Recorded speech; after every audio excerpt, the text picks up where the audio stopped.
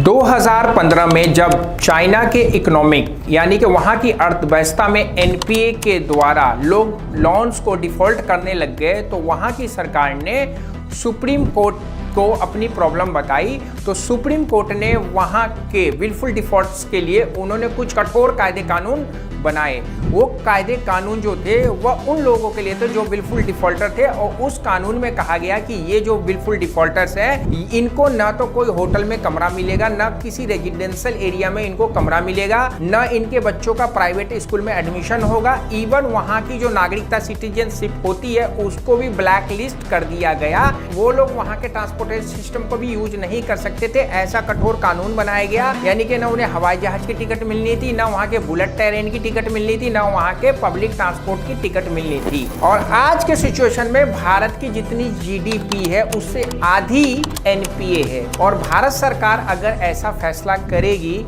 NPA के लिए तो हमारे देश की इकोनॉमी में क्या होगा और आप लोगों पे इसका क्या क्या असर हो सकता है। और जो लोग एनपीए को नहीं जानते हैं उनको एनपीए के बारे में पता होना चाहिए। आज की वीडियो में मैं एनपीए के बारे में बताने जा रहा हूं। पहले भी हमने अपने चैनल पे इस टाइप की वीडियोस बनाई है, लेकिन आज जो जो बातें मैं आपको बताऊंगा आप लोगों की आंखें खुल जाएंगी।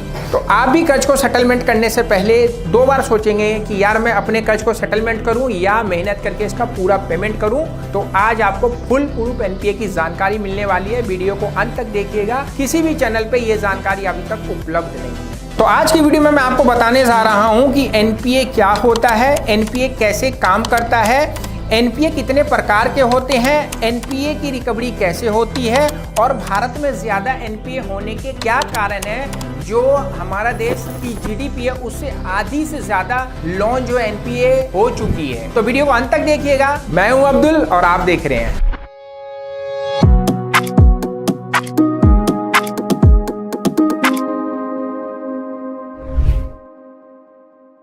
सन 2008 और 9 में 30,37,586 करोड़ रुपए का ग्रोस एनपीए था भारत के ऊपर। और दोस्तों यही 2019 और 20 में 1,09,18,918 करोड़ रुपए का एनपीए भारत सरकार के जीडीपी पे हो गया है। तो ये एनपीए होता क्या है दोस्तों? एनपीए का मतलब होता है नॉन परफॉर्मिंग एसेट, यानी कि वो संपत्ति जो काम नहीं कर रही है। मान लीजिए कि आपने एक गाड़ी खरीदी और वो गाड़ी आपने किराए पे चलाने के लिए दे दिया। जब तक वो गाड़ी चल रही थी तब तक वो आपको इनकम दे रही थी, अपने खर्चों को काटकर प्रॉफिट भी कमा के आपको दे रही थी, और वो आपको एक कमाने का साधन बना हुआ था। इसी प्रकार दोस्तों जब बैंक अपने पैसों को home loan, car loan, education loan या किसी भी लोन के रूप में लोगों को देता है तो उसका मोटो ये होता है कि वह उस पे ब्याज कमा के दे, ईएमआई के रूप में उसको मूलधन तो मिले मिले, उसमें सूद भी मिले। पुरानी कहावत है कि चमड़ी तो जाए जाए दमड़ी न जाए। तो बैंक का भी यही नजरिया होता है कि वह जो पैसा देता है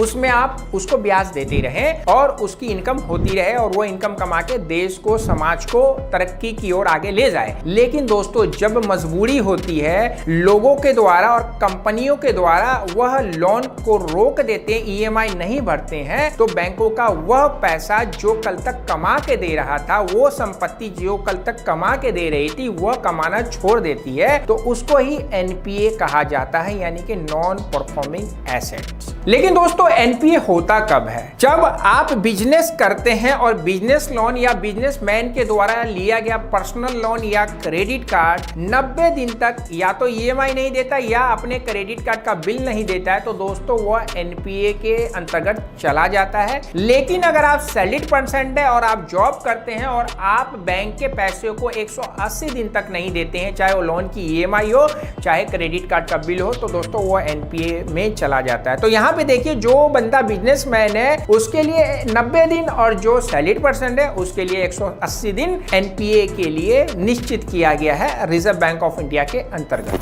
दोस्तों अगला सवाल है कि एनपीए काम कैसे करता है, यानी कि हर चीज को काम करने का एक तरीका होता है। तो बैंक का जो लोन काम कर रहा था, ब्याज कमा के दे रहा था बैंकों को, वो अब नहीं दे रहा है, तो एनपीए हो गया है। तो भाई एनपीए का भी काम करने का तरीका होता है कि वो कब तक एनपीए नहीं कहलाता है। तो दोस्तों एक ईएमआई जब बाउंस हो जाती है, एक क्रेडिट कार्ड का बिल जब बाउंस हो जाता है, तो वह एनपीए के प्रोसेस में जाने की तैयारी कर चुका होता है, और बैंक जो होता है वह इसको एक स्पेशल अकाउंट में कन्वर्ट कर देता है और उस पर स्पेशल वॉच करने के लिए अपनी टीम को लगा देता है। वह टीम आपको बड़े प्यार से रिक्वेस्ट करके कहती है कि सर आपकी ईएमआई का पैसा जो इस महीने जाना था वो टाइम पे नहीं गया, कृपया करके आप उसका पेमेंट कर दें। दूसरा, क्रेडिट कार्ड के बिल के लिए आपको कहेंगे सर ये आपका बिल पेंडिंग है, प्लीज आप इसको क्लियर कर दें, नहीं तो आपका सिविल खराब हो जाएगा। यानी कि बाकायदा आपको इज्जत से रिक्वेस्ट करेंगे कि सर आप इसका पेमेंट करते हैं। मान लीजिए आपने एक महीना में उनकी बातों को सुनकर पेमेंट कर दिया तो दोस्तों वो एनपीए नहीं कहलाएगा।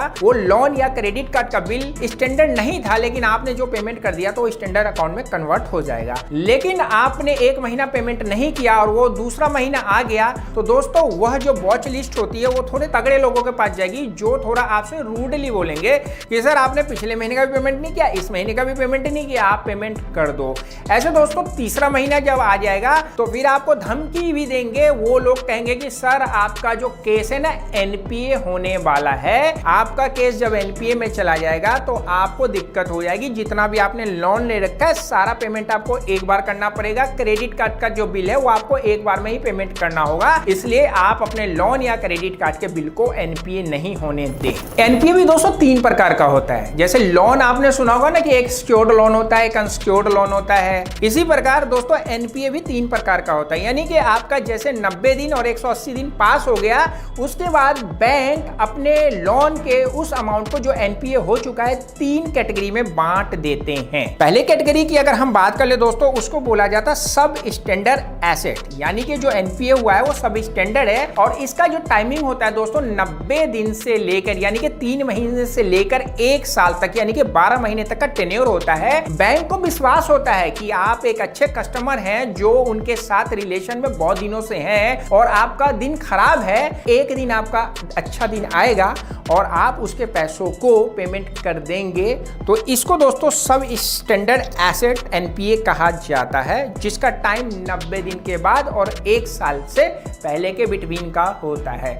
मोदी जी भी अच्छे दिन ला ही रहे हैं। दूसरा प्रकार दोस्तों होता है डाउटफुल एनपीए, यानी कि वह संपत्ति जिसमें अब बैंक को भी लगने लग गया भैया इसका कुछ नहीं होने का, ये जा रहा है, अब इसको जाने दो, ये हमारे पास नहीं आएगा। इसको डाउटफुल एनपीए कहा जाता है, जिसका टाइम दोस्तों होता है 12 महीने के बाद। और 12 महीने के बाद भी जो रिकवरी एजेंट कॉल करते हैं उसमें भी वह लोग कुछ भी पेमेंट नहीं करते हैं।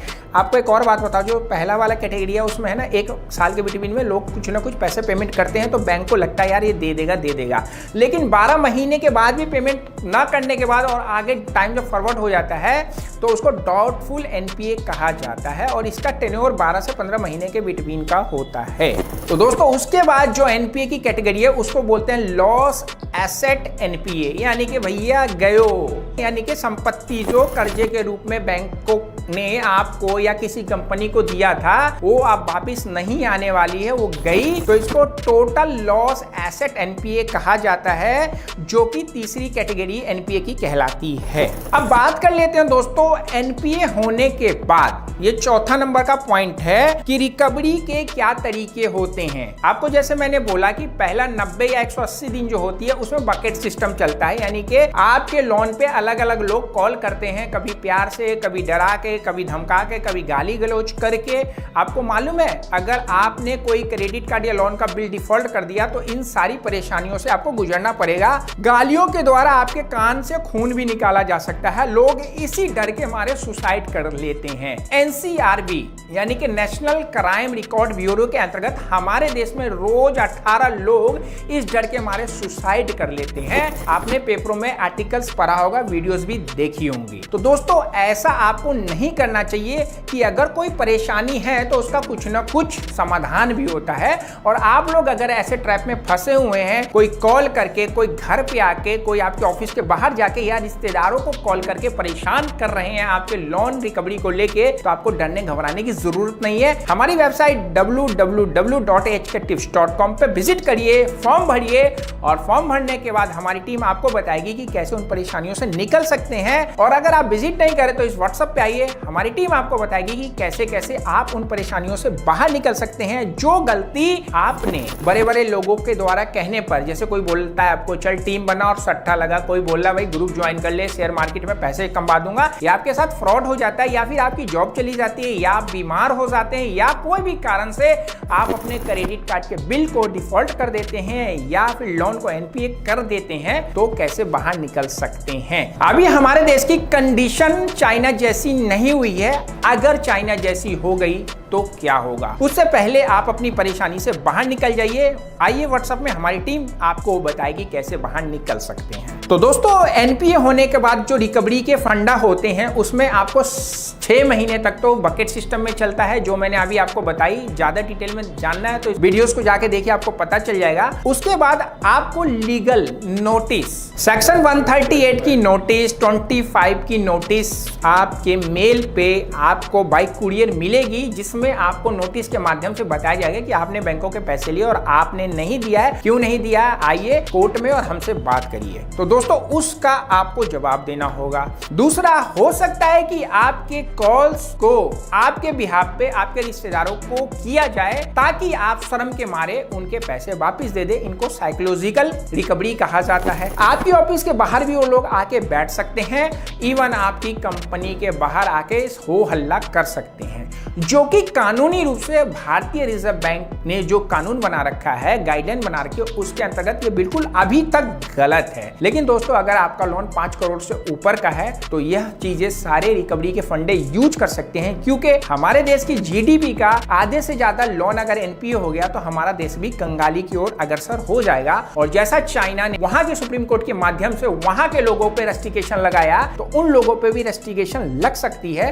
डाटा के अनुसार 2629 लोगों ने 1,96,000 करोड़ रुपए का विलफुल डिफॉल्ट के माध्यम से देश के एसेट में एनपीए कर रखा है। आप लोग गूगल करके देख सकते हैं कि 2600 से ज्यादा लोगों ने ही 1,00,000 करोड़ से ज्यादा का एनपीए कर रखा है। तो दोस्तों, एनपीए का हमारे देश की अर्थव्यवस्था पे क्या असर पड़ता है, तो एग्जाम्पल के तौर पे समझते हैं कि अगर मान लीजिए आपके घर में इनकम आ रही है तो आप अपने घर को अच्छे से बनाएंगे, अच्छी अच्छी चीजों से घर को सजाएंगे, अपने बच्चों को अच्छा पढ़ाएंगे, अच्छी शिक्षा के साथ अच्छा खाना और अच्छा व्यवहारिक इंसान बनाएंगे।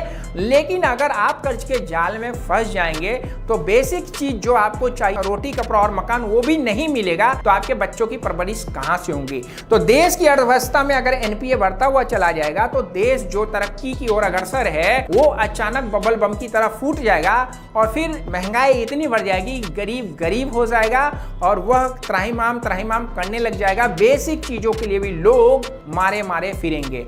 आपने जिम्बाब्वे की हालत देखी होगी कि कैसे 1,000-2,000 करोड़ रुपए से वो एक एक बंद खरीद के खाते हैं और वहां के पैसों की कितनी वैल्यू हो चुकी है। तो दोस्तों, एनपीए से बचने का तरीका क्या है, तो दोस्तों इस वीडियो तो अगला पॉइंट है एनपीए से बचने का तरीका क्या है। तो दोस्तों, हर चीज को ज्ञान के रूप में अर्जित करने के बाद जब लिया जाता है तो आप उसकी अहमियत को समझ सकते हैं। अब आपको एक मोबाइल फोन की जरूरत है तो मोबाइल लीजिए, कोई जरूरी नहीं है कि आपको 50,000 का ही मोबाइल लेना है। अगर आपको एक गाड़ी की जरूरत है तो गाड़ी लीजिए, कोई जरूरी नहीं कि आपको लग्जरी को ही चीज लेना है। तो आपकी जो जरूरत है उस पर पैसा खर्च करिए, लेकिन आपकी इच्छाएं जिसको कभी पूरा लोग कर ही नहीं सकते हैं, अगर उस पर खर्च करेंगे तो आप बर्बाद ही हो जाएंगे। इसी प्रकार एनपीए का भी एक रूप है कि हमारे देश में जिस चीज की जरूरत है उसके ऊपर लोगों को खर्च करना चाहिए, लेकिन अपनी बचत को बढ़ा के, न कि कर्जा लेके। और जरूरत के लिए आप कर्जा लीजिए,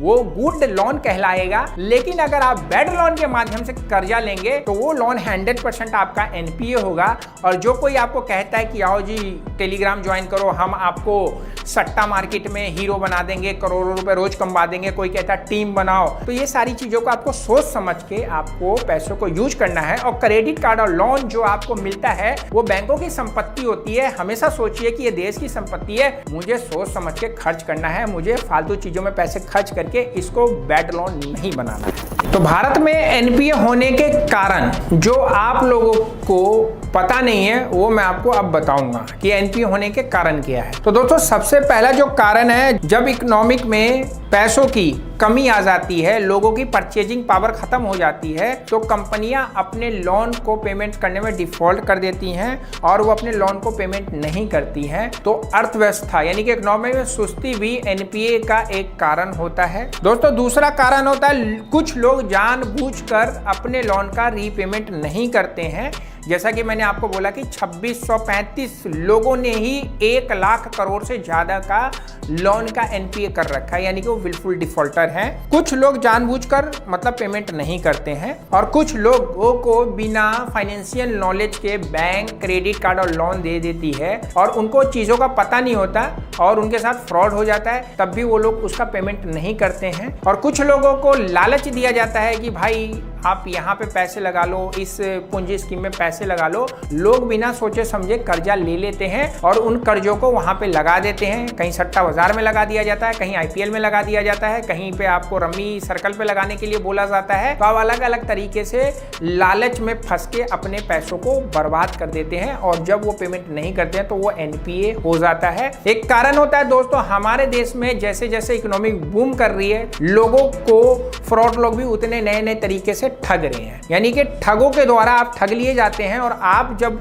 कोई लोन या क्रेडिट कार्ड के पेमेंट्स को ठगों को दे देते हैं तो आप उसका पेमेंट कहाँ करेंगे, तो भी आप लोग उस ट्रैप में फंस जाते हैं। हमारे देश में क्रेडिट कार्ड का एनपीए लास्ट ईयर 3,08,000 करोड़ था। टोटल 3,08,000 करोड़ का क्रेडिट कार्ड का एनपीए था। और जो सबसे मेन कारण है हमारे देश में एनपीए होने का दोस्तों, वह कारण होता है भारत की पॉलिटिकल पार्टी भी एनपीए बढ़ाने में सबसे बड़ा अपना योगदान देती है। यानी कि आपने सुना होगा कहीं पे पानी फ्री, कहीं पे बिजली फ्री, गरीबों को फ्री में राशन, गरीबों को फ्री में ये, गरीबों को फ्री में वो। सरकार अपने आप को दोबारा से पावर में लाने के लिए नए नए तरीके के लॉलीपॉप, सब्सिडी के माध्यम से, कर्जा मुक्ति के माध्यम से, बिजली का बिल फ्री करने के माध्यम से, पानी का बिल फ्री करने से, हाउस टैक्स फ्री करने के माध्यम से आप लोगों को लॉलीपॉप देते हैं। लोग लालच में आके उन चीज़ों को लेते हैं। यह भी कारण एनपीए को बढ़ावा देने में अपना योगदान देता है। क्या आपको मालूम है कि पिछले दिनों एक ऐड चल रहा था कि मोदी जी ने 80 करोड़ लोगों को कोरोना काल से लेकर अभी तक फ्री में राशन दिया है। तो दोस्तों, क्या मोदी जी वो पैसा अपने घर से लाए थे? नहीं, वो आपका टैक्स, हमारा टैक्स ही है जो लोगों को फ्री के रूप में दिया जा रहा है। वो रूप चाहे कोई भी हो, लेकिन टैक्स आप पे ही उसका जोड़ा जाएगा। अब जैसे इलेक्शन खत्म होगा, आपका जो रिचार्ज अभी 250 रुपए का है वो 400 का हो जाएगा, आपको पता ही नहीं चलेगा और फिर आप उस एनपीओ को उतारने में मेहनत करने लग जाएंगे। और आपके एनपीओ को कंट्रोल करने के लिए सरकार क्या करेगी? एनपीए जो अमाउंट होगा वह आपसे ही लेगी। अब जैसे ये मैं आपको फोटो दिखा रहा हूँ, इस फोटो में दवाई का रेट एक ही साल के 2 अलग अलग महीनों का है। आप देखिए यहाँ पे, यह दवाई अप्रैल में 80 रुपये 64 पैसे की थी और यही दवाई जुलाई में 120 रुपये 96 पैसे की हो गई। तो दोस्तों, जो एनपीए आपका इकोनॉमिक को घटाने में अपना योगदान दे रहा है, वो महंगाई को बढ़ाने में भी अपना योगदान देता है। तो अब आप सोचेंगे कि भाई एनपीए से बचा कैसे जाए?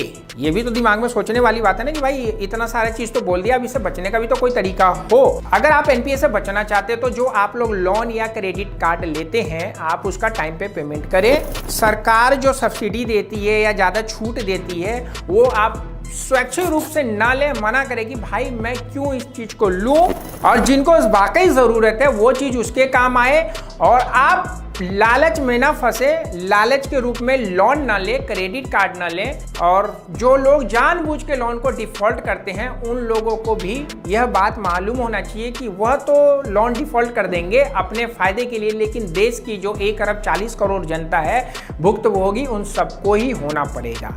तो चाइना की कोर्ट की तरह हमारा सुप्रीम कोर्ट भी कहीं ऐसा ऑर्डर न दे दे कि आपका आधार कार्ड ब्लॉक हो जाए, आप आगे इलेक्शन ना लड़ सकें, आपको होटल में कमरा ना मिले, आपको रूम ना मिले, आपके बच्चों का कहीं एडमिशन ना हो। तो आप लोग अपने लोन के ईएमआई को टाइम पे पेमेंट करिए, क्रेडिट कार्ड का बिल टाइम पे पेमेंट करिए, दिखावे में ना आइए।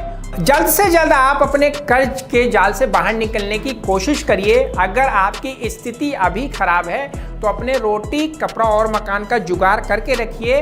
कर्ज की EMI को साइड में रखिए और उसको सेटलमेंट करिए, क्योंकि अभी ऐसा कोई कानून आया नहीं है कि आपके आधार कार्ड को ब्लॉक कर दिया जाए। लेकिन हो सकता है कि चाइना की इकोनॉमिक जब डूब रही थी तो वहां के सुप्रीम कोर्ट ने ये ऑर्डर दे दिया, तो हमारे देश की सुप्रीम कोर्ट को ऑर्डर देने में कितना टाइम लगेगा। चैनल पे नए हैं तो चैनल को सब्सक्राइब करके बेल बटन दबा के जाइएगा। वीडियो अच्छी लगे तो दोस्तों के साथ शेयर करिए। आप वीडियो को फेसबुक पे देख रहे तो फॉलो करना नहीं भूलिएगा। मिलते हैं नेक्स्ट वीडियो में। रखें का ख्याल। सी यू।